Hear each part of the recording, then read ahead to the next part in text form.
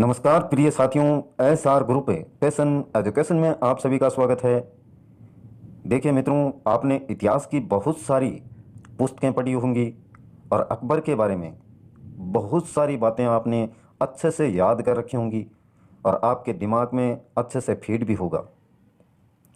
आज मित्रों आपको बताते हैं, आप स्वयं डिसाइड करना कि अकबर वास्तव में महान था जैसा कि आपको पुस्तकों में बताया गया है, या फिर एक क्रूर अत्याचारी राजा था।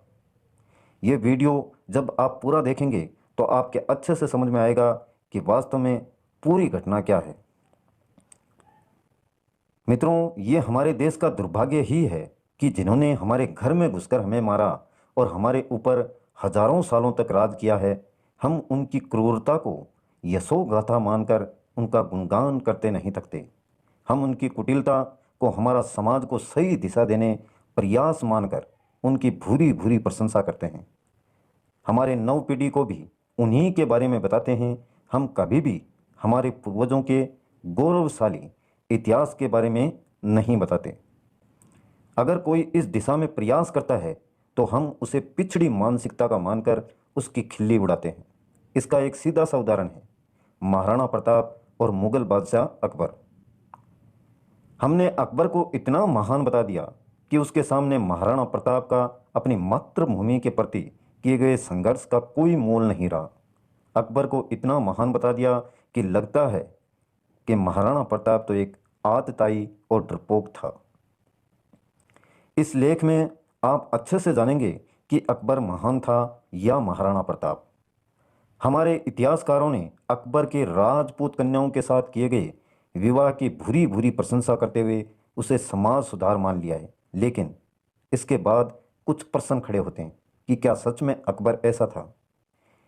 इतिहास में हमें जानकारी मिलती है कि अकबर ने राजपूत कन्याओं से विवाह किया था और हमारे सबसे शक्तिशाली योद्धा राजपूतों के साथ संबंध स्थापित करके एक सौहार्द का वातावरण स्थापित किया था। इतिहास ही हमें बताता है कि अकबर ने 38 राजपूत कन्याओं से विवाह किया था। यद्यपि यह अलग बात है कि उसके हरम में 5000 ललनाएं रहती थी। उसके हरम की कन्याओं की संख्या के बारे में जानकारी भी हमें अबुल फजल के अकबरनामे से ही मिलती है, जिनमें से अधिकतर तो सिर्फ हिंदू बालिकाएं थीं जिन्हें जबरदस्ती हरम में रखा गया था। इन 38 कन्याओं में से 12 अकबर के हरम में रही, 17 जहांगीर के हरम में और 6 दानियाल को, 2 मुराद को और 1 सलीम के पुत्र खुसरो को मिली। चलो मान लिया कि अकबर ने ऐसा करके एक अच्छा काम किया और भेदभाव को मिटाया, लेकिन क्या कोई मुझे इतिहास से जानकारी दे सकता है कि अकबर ने कितनी मुस्लिम कन्याओं का विवाह हिंदुओं के साथ जोड़ा, कितनी राज परिवार की लड़कियों का विवाह संबंध हिंदू राजाओं या राजपूतों के साथ करवाया। एक भी मुस्लिम लड़की का विवाह हिंदू या हिंदू राज परिवार से नहीं करवाया गया। मित्रों, इसका सीधा सा अर्थ है कि अकबर की ये सिर्फ सोची समझी रणनीति थी, राजपूतों से बिना लड़े उन्हें हड़पने की और राजपूतों को नीचा दिखाने की। इसका एक और उदाहरण दिल्ली से लगने वाला मीना बाजार था। इसे भी हमारे इतिहासकार अकबर की एक महानता मानते थे कि उसने यह बाजार सिर्फ औरतों के लिए शुरू करवाया था, लेकिन इस बाजार में खुद अकबर अपना भेष बदल कर जाता था और पसंद आने वाली सुंदर लड़कियों को अपने हरम में ले आता था। लेकिन मित्रों, एक दिन संयोग से उसने एक गलत राजपूत कन्या पर अपनी नजर गड़ा दी और उसे अपने हरम में ले आया।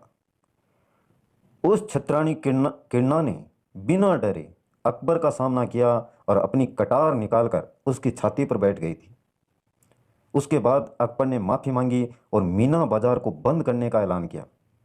अकबर के बारे में तो यह भी कहा जाता है कि वह बहुत ही न्यायप्रिय शासक था, लेकिन जहांगीर ने अपनी जीवनी तवारीख ए सलमी शाही में लिखा है कि अकबर और जहांगीर के आधिपत्य में 5 से 6 लाख की संख्या में हिंदुओं को जिंदा काट दिया गया था। वही अकबर कर दरबारी अबुल फजल ने अकबरनामा में लिखा है कि जब अकबर ने चित्तौड़ पर आक्रमण किया था, तब दुर्ग में राजपूत योद्धाओं के अलावा 40,000 की संख्या में ग्रामीण भी मौजूद थे, जो सिर्फ युद्ध देखने आए थे और किसी दूसरे काम के लिए एकत्रित हुए थे। अकबर की जीत कर बाद सुबह से लेकर दोपहर तक सभी ग्रामीणों को मौत के घाट उतार दिया गया। अकबर को एक क्रूरतम शासक साबित करने के लिए कर्नल जेम्स टोड के ये शब्द ही काफ़ी हैं।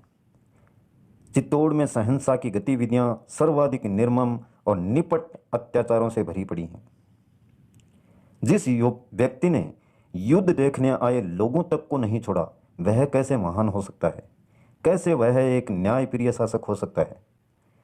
बंदायूं के अनुसार अकबर ने हिंदुओं को नीचा दिखाने के लिए अपने पैरों की धोबन भी पिलाना शुरू करवा दिया था और प्रचारित करवाया कि इससे असाध्य बीमारियां तक नष्ट हो जाती हैं। आजकल यह एक चलन ही बन गया है कि अकबर ने हिंदू मंदिरों को नहीं तोड़ा। हमारे इतिहासकार तो ये तक कहते नहीं थकते कि उसने जोधाबाई को अपनी हिंदू रीति रिवाज से पूजा करने की अनुमति प्रदान की थी और महल में ही एक मंदिर भी बनवाया था। लेकिन अकबरनामे के अनुसार अकबर ने अपने मंत्री टोडरमल के मंदिर को तुड़वा दिया, गंगा के बनारस और प्रयाग के घाटों को तुड़वा दिया, काशी के विश्वनाथ मंदिर का विध्वंस करवा दिया। बंदायूं के अनुसार तो अकबर के शासन में अनेकों ऐसे अकाल पड़े थे जब मानव ने मानव को खाकर अपनी भूख शांत की थी। लेकिन अकबर तो सिर्फ हिंदुओं को मुसलमान बनाने में लगा रहा और जिन्होंने इस्लाम धर्म कबूल नहीं किया उन्हें निर्ममता के साथ मौत के घाट उतार दिया।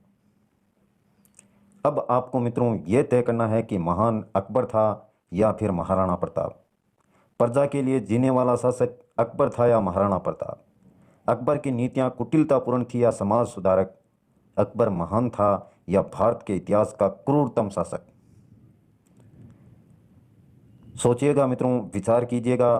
आपने या आपको जो पढ़ाया गया है कितनी उसमें सत्यता है? एक बात यह भी निकल कर आती है सामने।